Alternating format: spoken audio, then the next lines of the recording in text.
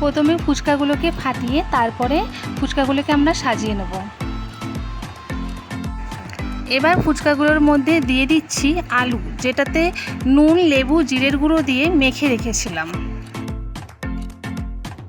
এবার দিয়ে দেব কুচনো পেঁয়াজ।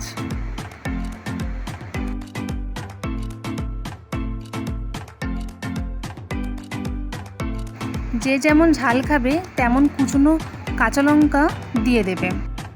তারপর দেব টমেটো কুচি।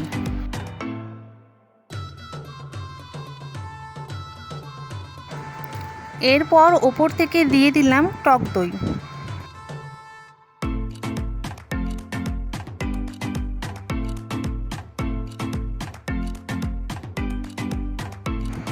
দইয়ের পর দিয়ে দেব গুড় আর তেঁতুল দিয়ে বানানো সস।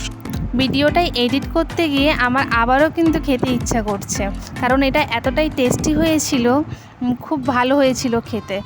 দেখুন আমি কিন্তু কথা বলতে বলতে ওপর থেকে জিরের গুঁড়োটাও দিয়ে দিয়েছি। এবার ওপর থেকে ঝুরি ভাজা দিয়ে দিচ্ছি। যেহেতু আমরা বাড়িতেই খাবার জন্য বানাচ্ছিলাম, তো আমি একটু বেশি করে ঝুরি ভাজা দিয়েছি, আপনারা চাইলেও দিতে পারেন। এই হচ্ছে দই ফুচকার ফাইনাল লুক।